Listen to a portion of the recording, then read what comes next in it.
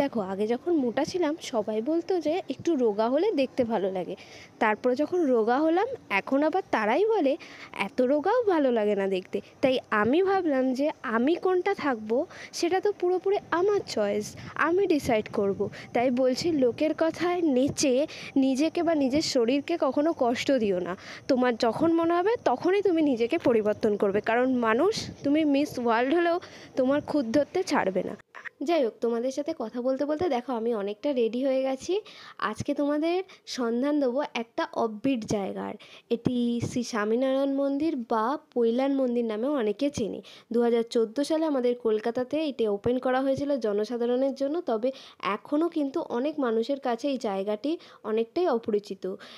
কলকাতা থেকে মাত্র 22 কিলোমিটার দূরে ডায়মন্ড হারবার রোডের ওপর এই মন্দিরটি অবস্থিত।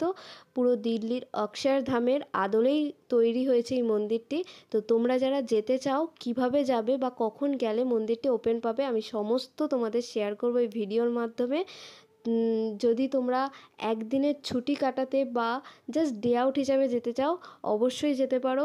সত্যি জায়গাটা খুবই সুন্দর, গেলে দেখবে একটা শান্ত পরিবেশে মনটা অনেকটাই ভালো হয়ে গেছে। যাই হোক, তোমরা যারা গাড়ি করে যাবে তাদের জন্য আমার ডেসক্রিপশানে ম্যাপের লিঙ্ক পেয়ে যাবে। আর যারা তোমরা পাবলিক ট্রান্সপোর্টে যেতে চাও, তো তোমরা 3 জায়গা থেকে এখানে যেতে পারো। ধর্মতলা থেকে তোমরা যে কোনো বাস পেয়ে যাবে। এছাড়া তোমরা শিয়ালদা থেকে গেলে 235 নাম্বার বাসে তোমরা এই মন্দিরের সামনে যেতে পারো। আর যদি তোমরা হাওড়া স্টেশন থেকে যাও, তাহলে তোমরা যে কোনো বাসে পৈলান মন্দির বললেই একবারে মন্দিরের সামনেই তোমাদের নামিয়ে দেবে।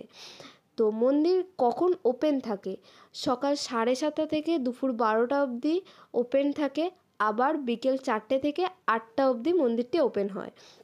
তো তোমরা এই দুটো টাইমের মধ্যে যে কোনো টাইমে গিয়ে ঘুরেই আসতে পারো। দেখো, তোমাদের সাথে কথা বলতে বলতে আমি তো ভেতরে প্রবেশ করে পড়েছি। ভেতরে প্রবেশ করেই তোমরা ডান দিকে পেয়ে যাবে অনেক বড় একটা পার্কিং জোন। তো তোমরা যারা নিজস্ব গাড়ি নিয়ে যাবে এখানে গাড়ি রাখতে পারবে। আর প্রথম তো ভেতরে ঢোকার পরে কিন্তু কিছু রুলস অ্যান্ড রেগুলেশন তোমাদের মেনে চলতে হবে। প্রথমেই আছে, তোমরা ভিডিও করতে পারবে না বা কোনো রিলস বানাতে পারবে না। হ্যাঁ, তোমরা ছবি তুলতে পারো, ঘুরতে পারো, কিন্তু জায়গাটা খুব পরিষ্কার পরিচ্ছন্ন, কেউ নোংরা করো না। আর যদি তোমরা দুপুরের দিকে যাও, তো তোমরা এখানে লাঞ্চ করতে পারবে, তার জন্য ক্যান্টিন আছে, এছাড়া ওয়াশরুম আছে, সব জায়গায় খুব পরিষ্কার পরিচ্ছন্ন।